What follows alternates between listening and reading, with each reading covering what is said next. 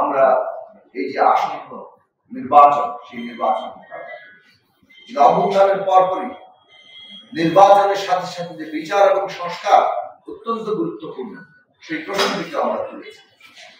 একটা রাষ্ট্র যখন নতুন গণতান্ত্রিক যাত্রায় যেতে চায়, তার প্রাথমিক শর্ত হয় সে ন্যায় বিচার রাষ্ট্র ধারণাটাই দাঁড়িয়ে থাকে ন্যায় বিচার। আইন কি? আইন তৈরি হয় ন্যায় বিচার। কাজে সেই জায়গাটা আমরা পরিষ্কার করে সামনে আমরা বলেছি যে সংস্কার অত্যন্ত গুরুত্বপূর্ণ এবং এই সংস্কার ছাড়া অভ্যুত্থানের যে আকাঙ্ক্ষা সেটা কার্যকর বাস্তবায়িত। ব্যক্তির বদল আমরা আগেও দেখেছি, ব্যক্তির বদলের সাথে সাথে ব্যবস্থা বদলের যে রাজনৈতিক প্রশ্নটি সেটা আমাদেরকে ব্যবস্থা বদলের প্রশ্নটি আমাদের গুরুত্বপূর্ণ। কাজে সংস্কারের সেই প্রশ্নটিকে যেটা আমরা আগে থেকে লড়াই করেছি তাকে তুলেছি এবং সেই অনুযায়ী প্রস্তাবগুলো গণতন্ত্র মঞ্চের পক্ষ থেকে আমরা প্রথম 13ই আগস্ট 2024 সালে অন্তর্বর্তী সরকারের মাননীয় প্রধান উপদেষ্টা যখন আমাদের সাথে বৈঠক করতেন, আমরা বলেছিলাম এই বিভিন্ন বিষয়ে টাস্ক ফোর্স কিংবা কমিশন গঠন করা দরকার, যারা সংস্কারের প্রস্তাব তুলবেন এবং রাজনৈতিক দলগুলোর সাথে আলোচনা করে সেই প্রক্রিয়াটি এগিয়ে যাবে। সেই ধারাবাহিকতাতে জাতীয় ঐক্যমত্য কমিশন গড়ে উঠবে। সেই ধারাবাহিকতাতে আজকে আমরা একটা জাতীয় সনদ, জুলাই জাতীয় সনদ তৈরি করতে সক্ষম হয়েছি এবং এই প্রক্রিয়ায় আগামী নির্বাচনের মধ্য দিয়ে বাংলাদেশের সাংবিধানিক পরিবর্তন এবং বাংলাদেশের রাষ্ট্র ব্যবস্থা গণতান্ত্রিক পরিবর্তন। গণতন্ত্র মঞ্চ বাংলাদেশের রাজনীতির ইতিহাসে একটা গুরুত্বপূর্ণ জায়গায় অবস্থান করে এবং সেই অনুযায়ী বাংলাদেশের জনগণের মধ্যে সংগ্রাম শক্তি গড়ে তুলতে চায়।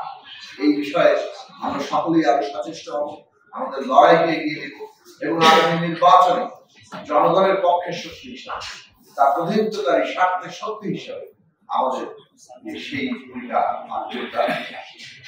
নির্বাচনের জন্য আনুষ্ঠানিক কার্যক্রম আমরা শুরু করেছি। আমাদের প্রার্থী তালিকার আগ্রহী প্রার্থীদের আমরা আহ্বান জানিয়েছি এবং বিভিন্ন দলের পক্ষ থেকে ইতিমধ্যে 4 শতাধিক প্রার্থী এই 300 আসনের জন্য তারা তাদের আগ্রহ ব্যক্ত করেছে। আমাদের এই যাচাই বাছাই প্রক্রিয়া চলছে এবং প্রাথমিকভাবে আজকে একটা প্রাথমিক তালিকা আমরা প্রকাশ করেছি। এখনো যাচাই বাছাই চলছে, একই আসনে একাধিক প্রার্থী আছে। আরো অন্যান্য আসনগুলিতে যেগুলো এখন ঘোষণা করা হয়নি সেখানে একাধিক প্রার্থী আছে। গণতন্ত্র মঞ্চ এই প্রক্রিয়াটি এগিয়ে নিয়ে যাবে এবং এর একটা আনুষ্ঠানিকতাও আছে। আপনারা জানেন যে নির্বাচন কমিশন তফসিল ঘোষণা করলে তার প্রক্রিয়া অনুযায়ী প্রত্যেক দলকে, যারা নিবন্ধিত দল, তাদেরকে একটা নিয়মের মধ্য দিয়ে মনোনয়ন বোর্ড এবং প্রার্থী তালিকা তৈরি করতে হবে। কিন্তু সেই কাজটা যেহেতু আমরা একটা মঞ্চ, আমরা দলগতভাবে যেমন শুরু করেছি প্রাথমিকভাবে এবং মঞ্চগতভাবে এটা এগিয়ে চলেছি, এই কাজ আসলে শেষ পর্যন্ত আনুষ্ঠানিক কাজের আগে প্রাথমিক পর্যায়ে থাকবে। কিন্তু যেহেতু নির্বাচনী আমেজ তৈরি হয়ে গেছে এবং ইতিমধ্যে অনেক দল নির্বাচনী প্রক্রিয়া নেমে গেছে, গণতন্ত্র মঞ্চ আমরা ভেবেছিলাম যে এই জুলাই জাতীয় সনদের প্রক্রিয়া শেষ করি, এটা না।